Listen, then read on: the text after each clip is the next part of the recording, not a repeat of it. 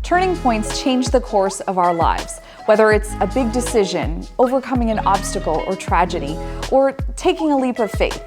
These stories of inspiration and resilience are what Turning Point is all about. Hello, everyone, and welcome to this week's episode of Turning Point. I'm your host, Priya Sam, and this week my guest is Zeba Khan. Zeba moved from Bangladesh to Vancouver in 2015 for school. Now, growing up, she was very quiet and shy, but that all changed after her turning point, which we'll hear more about shortly. Today, Zeba is a sexual and reproductive health researcher, a health equity advocate and educator, and she is also the founder of Free Periods Canada. Thank you so much for being here today, Zeba. Thanks for having me, Priya. So I want to go back to your childhood to begin with. What was life like for you in Bangladesh? Honestly, it feels like it was a long time ago. And when I think about it, it was actually pretty boring. There really wasn't much going on. I definitely was not talking about periods. I would go to school, I would come back home, and then I would have tutors teaching me about things that wasn't covered in school. And then it was pretty much rinse and repeat on a schedule every day. You have mentioned in your pre-interview that you were very shy and Mhm. quiet at this time. Yeah. I think I was very reserved, and I had a lot of opinions, very strong opinions, but I didn't necessarily have the confidence to be actually, talking to people about what was going on in my head. So I would come off as very like reserved. And I think when I think about it, I think one example that comes to mind is, whenever we would organize something in school, I was often the one taking the initiative. But I liked being in the background. I would write the script for someone, and then I would send someone else to go and talk to, let's say, an authority figure. And I liked being in the back end of things, and there's nothing wrong with it. It was just like I had a different personality almost. In your work, you talk a lot about your lived experience as a Muslim woman. So, what do you remember about the cultural experience around your menstrual cycle during your teenage years? Yeah, so I think like thinking about growing up and getting my first period, I think we weren't really talking about it. I think the only time periods would come up is when I would need pads, and I would talk to my mom about it. She would somehow like either go and get it herself or get one of my brothers to buy it for me. And they would put it in a brown paper bag and leave it very discreetly in my room. So every month it would just magically appear. But there really wasn't an environment where we could talk about it. So I actually remember growing up, I struggled quite a bit with my menstrual cycle, and my periods were quite painful, but we never talked about it. It was a normal thing. There really wasn't an opportunity to have a discussion. Do you remember at the time feeling awkward or wishing things were different? Or was this more something that you would say you kind of thought more about in a reflective way later on? It was definitely reflective, and there were so many, little like incidents that have happened, and I never really thought about it in the moment. And one thing that comes to mind is that I remember one day, I remember this time when my mom, she was away for the whole day, and that was the day period I got my period, and we didn't have any pets in the house. I remember my uncle was at home, and he was babysitting, and he was kind of like taking care of us that day. And I needed pads, but because we didn't have that relationship, or because it wasn't normal for me to go and talk about this with anybody other than my mom, I couldn't ask for it. So I remember I was just like in my room. I remember crying a lot, um, because I didn't know what to do. And it was such a simple problem. There was a store right across from our house, and he would be able to get it. And I didn't feel comfortable, going out while I'm bleeding. So yeah, and I remember I was just like in my room the whole day, waited for my mom to come back. And then, being a teenager, I was like, Mom, why did you do this to me? And so yeah, I think that experience sums up what it was like growing up and not being able to talk about periods. And at that time, obviously it happened. I didn't really think about it. But after I started working with Free Periods Canada and I like started reflecting on my experiences, I started thinking about all these like different like little things that happened growing up, which doesn't sound very nice now that I think about it. Well, it's so interesting because obviously in the moment you only have your own experience and maybe the experiences of the people around you. Yeah. So kind of having this chance to reflect. And I know things Mhm. really changed for you when you came to Canada. So I'm curious, as someone who was very shy and quiet, Mhm. what was going through your mind as you made the journey to this new country? Honestly, I think I was very excited.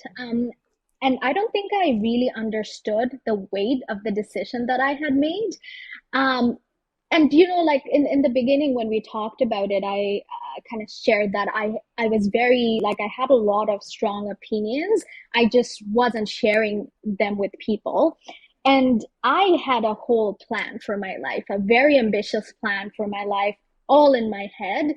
And I think that when I decided that I was going to move to Canada, that was probably the first step that I took that was actually practical and that, made me, that was actually one step towards, um, the vision that I had for myself. So I was excited, but I don't think I really understood how difficult it would be to actually leave everything behind and starting from scratch in a completely different country and in a completely new language. Yes, and you came here for school as well, so there's this added layer of going Yeah. to into a brand new education system. What made you Mhm. choose Canada? My elder brother, he was living in Toronto at that time. And so I think I remember when I had this conversation for my parents, it was a little bit easier to think about, having two children in the same country versus like me going to a completely different country. And I remember the conversation that I had with my parents. They were like, oh, but if we want to go on vacation, we want to be able to go to one country. We don't want to have to worry about two different countries. It's a silly little tangent, but I think it was pretty much like my parents. They wanted to be comfortable with this idea, and for like everything else logistically, it just made sense for both siblings to be in the same country, even though it wasn't like the same province. Yes, that's right, because he was in Toronto and then you ended Yeah. up moving to Vancouver, which honestly is almost like being in another country. It is quite far, yeah. So your turning point happened not long after you came to Canada, and it was sparked by a video. So tell me what you saw. Yeah, so I was pretty much on YouTube, like most people are these days. And I came across this video about people in North America who are homeless and they don't have access to menstrual supplies. And the video was about, how when you don't have access, you have to use things like socks, newspapers, and a whole list of really like uncomfortable things to manage your periods. And that for me was really, really surprising because I grew up in a developing country and um, I used to think that a lot of these problems like period poverty, things like that, they are like a problem in developing countries. And I just didn't understand that we would have it in North America as well. And so when I saw that video, I realized that it's not really a developing country problem. It is a global problem.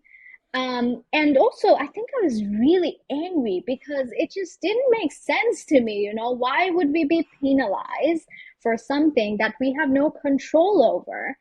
And like you mentioned, I had just moved into this new country. I was just, super excited about everything. And when I saw that video, I thought to myself that I could do something about it. Even if it's something really small, I felt the agency to be able to make a difference. So yeah, so you've really described this video that, yeah, was Mhm. obviously surprising, and I'm sure it was very sad to see that, and something that you wouldn't Yeah. expect to see in North America. So you mentioned that, after seeing this, you wanted to try and do something. So what did Mhm. you do? So after seeing the video, I called one of my friends. I don't have a car; I couldn't drive at that time, and but I wanted to give out some period products in like Vancouver. So I called one of my friends, and we went to Walmart together. And I think I had about like $100 saved up, and I used that to buy a couple of pads and tampons. And then we went around Vancouver distributing them in different shelters in the city. And that felt really nice. It felt like I did something tangible. And after that, I kind of came back and I remember making a post on Facebook and I asked, if there were anyone else who would want to do it with me, maybe next month we could. I kind of like very casually posted about it, like, hey, let's get together. We'll do this like thing. Um, there were a lot of people that were interested. And then that led to us organizing something that was a little bit bigger. Some of my friends, some of like the people that I knew in my network coming together, bringing pads and tampons, and putting together these care packages, and then going out and distributing them in the city. And that was the start. That was the start of Free Periods Canada. And we just kind of like continued doing these packaging events and grew from there.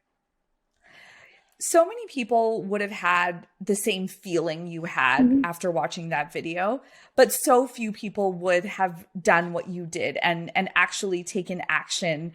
Mhm. And just at a grassroots level, gone to the store, bought these products, figured out which shelters to donate them to.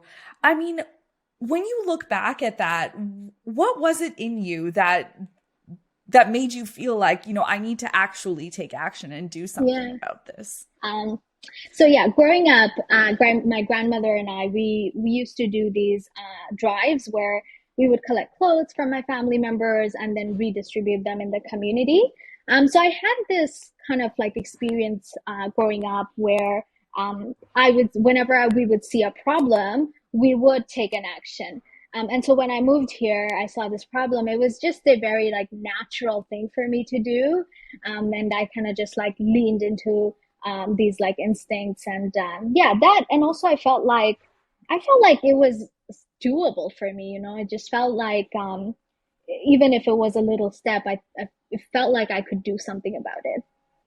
I love this part of your story. I mean, that you just felt this, like you had to do something about this. You Mhm. picked up, you did something, posted about it on Facebook. It starts to grow. I wonder, I know we talked a little bit earlier about how, you were very quiet and shy when Mhm. you were younger. Yeah. Was this a point where you kind of noticed a shift in your personality as well? So I think that being able to achieve something in a small and manageable scale gave me all the skills that I needed to be able to do, bigger things. You mentioned your academics as well. And I know we said you came to Canada for school, but were you Yeah. studying in this field already in reproductive health? No, actually, I wasn't at all. So for my bachelor's, I actually did a neuroscience and physiology. So that's kind of what I wanted to focus on. I really like loved understanding like the human brain and how we make decisions. Um, but after I started working with Free Periods Canada and being in like the reproductive health field, for my master's, I decided to go into sexual and reproductive health. And yeah, I think it was partly just seeing that there really aren't a lot of women and not a lot of women of color who talk about this. Um, I just felt like I had the opportunity and I also had like the practical experience to really make a difference in the research academic world. That's so interesting how really this changed not just the course of, your work Mhm. that you were doing to help others, but also the course of your research as well. Yeah. So tell me about going from, this very grassroots initiative, you're distributing menstrual supplies to shelters, you post on Facebook, you get some other people on board, it becomes a little bit bigger. When Yeah. did you actually found Free Periods Canada, and what did that look like? Yeah. So I think one of the things that I really liked about the way Free Periods Canada grew was that it was very organic, you know? So initially, it was a club at the University of British Columbia in Vancouver. And we became a club in 2016. And then a couple of years down the road, I felt like, I'm ready to take on another challenge. So we registered as a nonprofit society. And so that was around 2019. So since then, Free Periods Canada has been operating almost like a business, almost like a startup. And last year, we hired our first full-time employee, which was a big milestone for us, and a big milestone for me personally. Yes, absolutely. Wow. Well, congratulations. Thank And you. you've been doing that and your studies at the same time. Yes, yes. I wear many different hats, and yeah, I have been able to balance the nonprofit and schoolwork. Wow. Yeah, that must be really busy. Speaking of school, you have advocated for providing free menstrual products on Yeah. university campuses. So, how did that become an additional area of focus for you? Yeah. So since we started as a club, we had, over the years, had a lot of relationships that developed with university administrators. The student union of UBC has been very supportive of the work that we do. And we noticed that when you think about university populations, this is a group that will eventually become the next, politicians, the next mothers, right? And the next parents. So we felt that, we know this space very well. We can relate to it because we're all students. And, people also know about the work we're doing. So we kind of, and as a nonprofit, you have very limited resources. So we decided that this is probably where we're going to be able to make the most impact with the least amount of resources. So it just became like, very like naturally, it became a very good fit for the focus of our work. And how did you see the impact of your work in these early days, both between the work you were doing in distributing products to some of the shelters and also at the university? I think that one of the things, and this is probably the reason why the menstrual equity movement in general grew so big so fast, is because when you are distributing products or when you pass, a policy mandating that menstrual supplies should be made free and available, you can see the change very like clearly. For me personally, the change was that, after UBC decided to put period products in all the washrooms, I remember that, I was running back and forth between classes. And I think one of those days, and I think most people are often caught off guard. I think one of these days I didn't have a pad on me, but I kind of felt great knowing that, okay, I know that this bathroom in this building has it.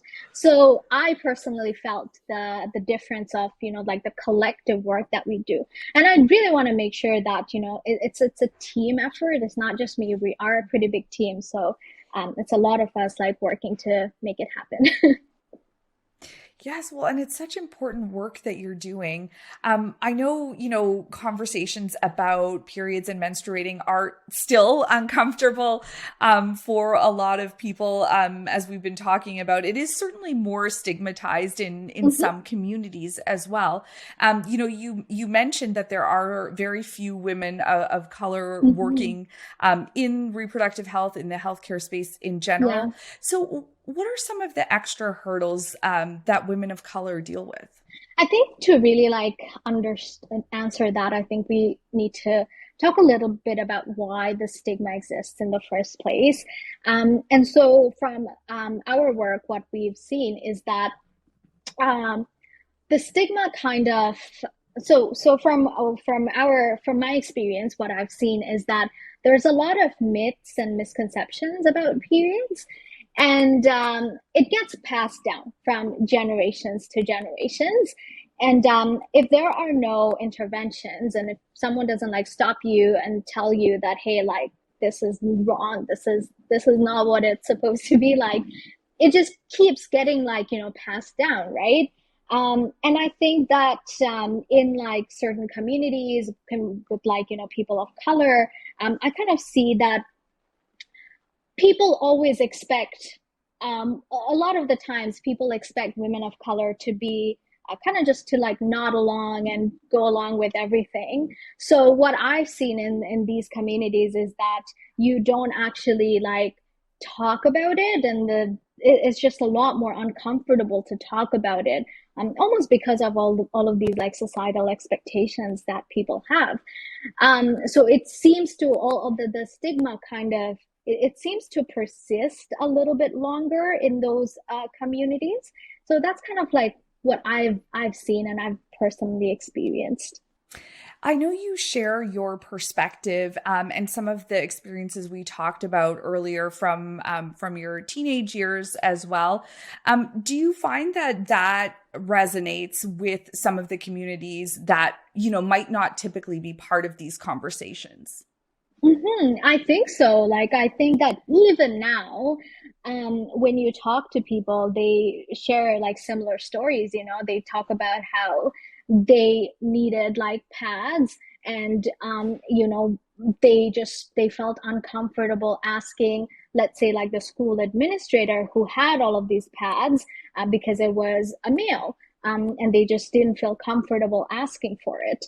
So we've heard a lot of stories that are similar to kind of like some of the experiences that I had. And I think that's why I really like the work that we do, because we are actively trying to break down these barriers and make something as basic as period products accessible, right? It's so interesting because as you were telling me this, I was just thinking of this incident with my husband actually, where Yeah, he was going grocery shopping and I was like, "Oh, I need tampons." I was like, "Oh, I should just get them myself." I don't yeah, want to like make him yeah, feel awkward getting them. And so yeah, I told him this, like, yeah, "Oh, I'll just go get them myself." And he was like, I can get you tampons. Like it's no different than buying toilet paper. Like I'm not embarrassed. And then yeah. I realized too. I mean, obviously, I'm a woman of color as well, and Mhm, I grew up in a family where we didn't really talk about these things mhm. either. It was very similar to the Yeah, experience you're describing, And so, but I didn't think about that being weird until he was like, "Oh well, yeah, I would have." He has a sister, and I would have bought tampons for my sister, and this is like, yeah. so I feel that it's not maybe not something I have thought about until I Mhm. was preparing for this interview with you. Right. But Yeah. it's so interesting how when you reflect on these things, like Mhm. the ideas that have been ingrained in you. Yeah, absolutely. And you know what's really surprising is that the same uncle that was taking care of us back then, in my teenage years, he is so proud of the work that I do. He's like always sharing everything that we do on Facebook. He's like the biggest champion. And then just within my family as well, like very similar to what you've shared, my brother, he's just so open, and he feels so comfortable talking about it. And I think that a lot of us, we have this idea in our head that this is something we should not talk about. And because we grow up with this idea, many of us, we don't challenge it. We're kind of like, yeah, like, let's not talk about it. But in my experience, I've seen that when you have the courage to bring it up and have a conversation, most of the time, except for some internet trolls, most of the time, most male members of my family and in my network have been very understanding and very receptive to having a conversation. That's so great to hear. And I wonder, in these conversations, how important is it to have men at the table and men as allies as well? Yeah, I think that it's very important. And I thought about this. I think that in order to make a sustainable change, it has to come down through legislative changes, through like an actual policy. And in order to make those changes, a lot of the decision makers right now are men.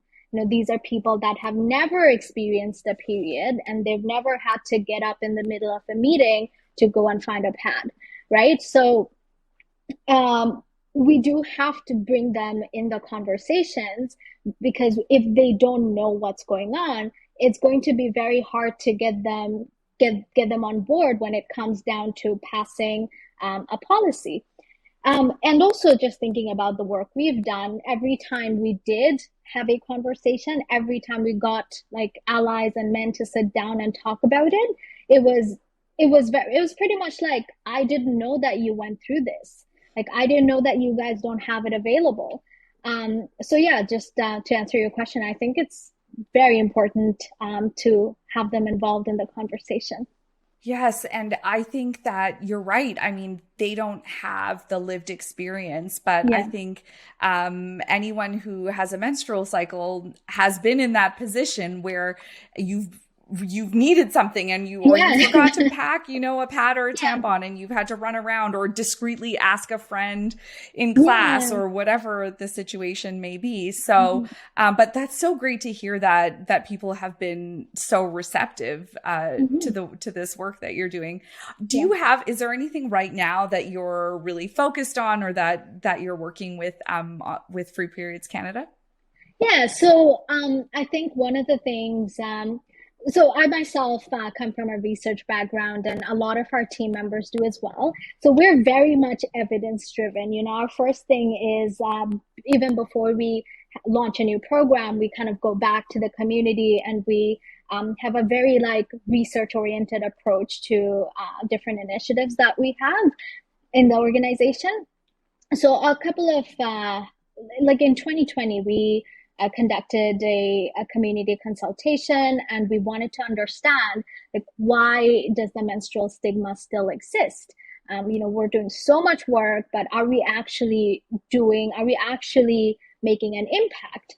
And what we found is that the best way to intervene would be to provide educational workshops, as early as possible. So in high schools, before people develop this idea that there is a stigma on menstruation, like before people develop this idea that periods are stigmatized. So we shifted our focus a little bit. We're focusing more on educational workshops and delivering, awareness-based workshops to people. And very recently, we launched a digital network where folks could come and connect, share resources. And the hope is that eventually we're gonna make all of our educational resources accessible to anybody in Canada. That's amazing. Do you feel like you've really found your life's purpose in this work? Yeah, absolutely. Honestly, I get so excited. Like, I could talk all day about periods, about, sexual and reproductive health. I definitely think that when I moved here, this was not the career, or this was not what I envisioned myself doing. But I love it. I absolutely love it. So much has happened since you saw that video in 2016. And it's obvious just from hearing you speak that you are very passionate about this work. You've done so much in such a short time. What are you most excited about as you look to the future of your Yeah, career and your work? I think that thinking about Free Periods Canada specifically, um, I'm really excited to have it become a sustainable organization. So it's so interesting that with this organization, I grew as a person. Like the work that I do, it kind of forces me to learn new skills. You know, it forces me to figure out new ways to get things done. And I think we're at a stage where I'm now having to learn how to run a business because a nonprofit is almost like a business. So I think like I'm really excited about this new phase that we're entering where this little club, little initiative that I had is now becoming a thriving nonprofit. And with that, I'm also learning how to become a better leader, how to, learn how to like learn how to operate something like this. Well, I am so grateful to you for sharing your story today, for sharing your insights. I feel like I learned a lot just from hearing about your work. So thank you so much. And we look forward to continuing to follow you and to see where this work leads you in the future. Thank you for having me. It's always a great opportunity like to talk about our work. Absolutely. It's such important work. So thank you again, Zeba. It was great to have you. Thank you. And thank you to all of you for watching and listening. If you're enjoying the show, please leave us a 5-star review on your favorite podcast app. You can also follow the show and subscribe on YouTube. And hey, you can find me on social media at Priya Sam. Until next time, take good care of yourselves and of each other.